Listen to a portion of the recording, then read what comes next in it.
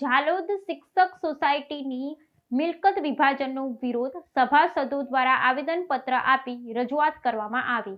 ઝાલોદ તાલુકા પ્રાથમિક શિક્ષક cooperative credit society limited Jhalod દ્વારા મંડળીની મિલકતોના વિભાજનનો મુદ્દો ચર્ચામાં આવ્યો છે। તાજેતરમાં મળેલી કારોબારી બેઠકમાં સોસાયટીની મિલકતને સંજેલી, લીંબડી અને ઝાલોદ એમ 3 ભાગમાં વહેંચવા માટે એજન્ડા નંબર 7 પર ચર્ચા કરવામાં આવી હતી।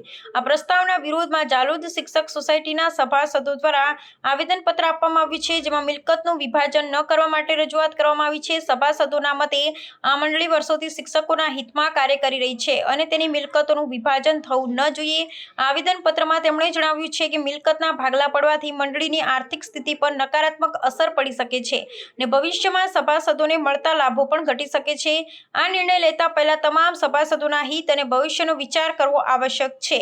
આ મુદ્દો હવે મંડળીના સભ્યો વચ્ચે ચર્ચાનો વિષય બન્યો છે। આવેદનપત્ર બાદ મંડળીની કારોબારી સમિતિ હવે સભાસદોની રજૂઆત પર વિચારણા કરશે। આ મામલો સહકારી કાયદા અને નિયમો હેઠળ કેવી રીતે ઉકેલી શકાય તેવું જોઈ રહ્યું। સભાસદોની માંગણી છે કે મંડળીની એકતા અને નાણાકીય સદ્ધરતા જાળવી રાખવા માટે મિલકતનું વિભાજન ન કરવામાં આવે। આ ઘટનાએ ઝાલોદ તાલુકાના શિક્ષક વર્તુળમાં ભારે ચર્ચા જગાવી છે। ઝાલોદ તાલુકા પ્રાથમિક શિક્ષક કોઓપરેટિવ ક્રેડિટ સોસાયટી ઝાલોદ આજ રોજ અમે તમામ સભાસદો શિક્ષક ક્રેડિટ સોસાયટીના કારોબારી સભ્યો જે તે સમયમાં લગભગ 6/9/2025 રોજ આ લોકોએ એક બેઠક બોલાવવામાં આવી અને એક બેઠકની અંદર કારોબારી સભ્યોએ તમામે નક્કી કર્યું અને એ લોકોએ ચર્ચા કરી કે ઝાલોદ, સંજેલી અને લીંબડી આ 3 વિભાગો છે અને આ 3 વિભાગોના સભાસદો ઝાલોદની અંદર છે। તો આ 3 સભાસદોને 3 વિભાગની અંદર આખી સોસાયટીને ડિવાઈડ કરી દેવામાં આવે, એનો હિસ્સો કરી નાખવામાં આવે અને એ અમને લોકોને ખબર પડી એટલે અમે લોકો તમામ સભાસદો ભેગા થયા અને એના વિરોધમાં એ જે હિસ્સાની વાત છે એને સખત શબ્દોમાં તમામ મિત્રો કે સભાસદો અમે વખોડીએ છીએ અને કોઈ કાળે એ વસ્તુ શક્ય જ નથી।